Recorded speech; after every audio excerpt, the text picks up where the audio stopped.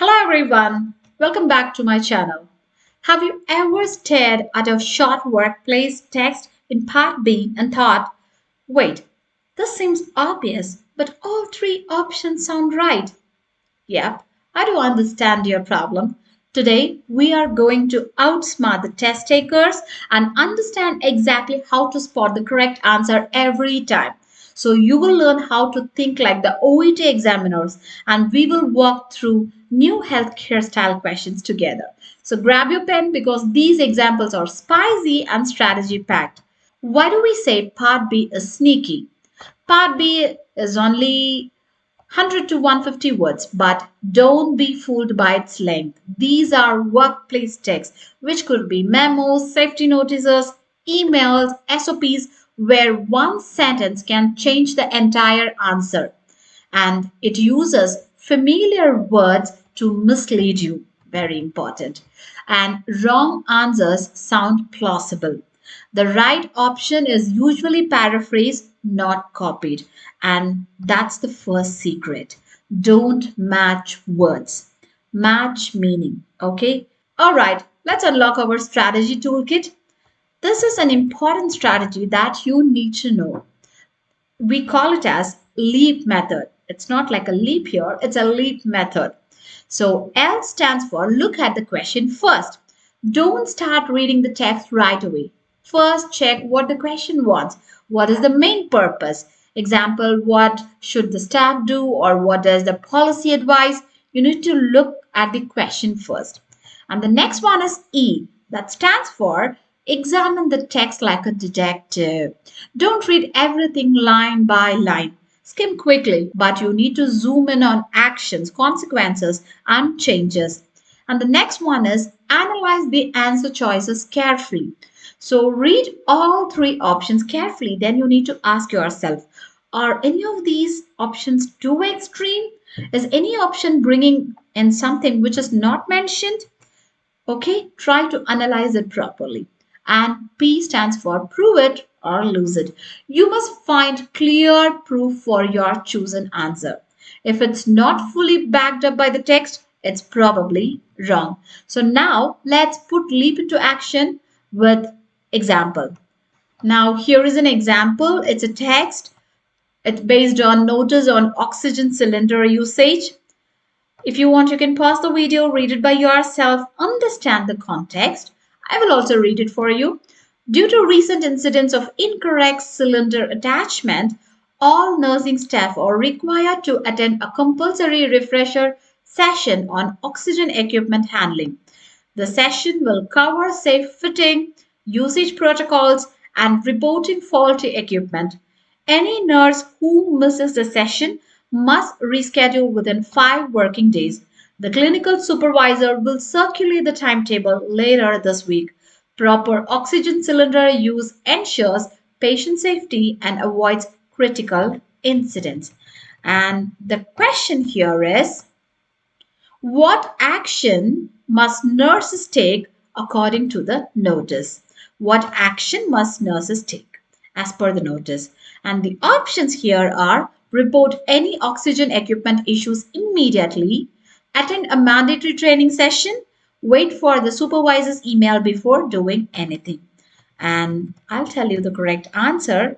I know by this time you should also get the correct answer. So the right option is answer B. Why? What must nurse do? That is the question, right? And in the text, it clearly says a compulsory training session. This is not optional, correct? And if you see the option A, it is mentioned as a topic but not a required action. And if you look for the option C, this is also partly true, but only partly. Okay. Here, waiting is not the required action. Attending the session. Got it? So don't confuse what's mentioned with what's being asked. And let's move on to another example so that you'll get even more a clear idea. So here is an email from hospital catering team. Starting next Monday, the dietary department will trial a new meal feedback system. Patients will receive short forms after every lunch and dinner. Nursing staff are kindly asked to assist immobile patients in completing these forms, ensuring feedback is written with the dinner trays. This will help the catering team assess portion sizes, satisfaction, and dietary needs. And here, the question is, what is the main purpose of this email? Okay, the main purpose. And the options are to announce the trial of feedback system, to explain how meal trays will be delivered, to ask staff to record portion sizes. And I'm just going to disclose you the correct option. The right option is answer A. Why? Because if you see A, the main idea, the core idea is to test a feedback system with staff support, right? So it begins with the trial next Monday. So to announce the trial of a feedback system, that's the correct option. That's the main purpose of the email. And if you want to look for the option B and C, B, the option itself is not discussed anywhere in the email, nothing about the delivery process.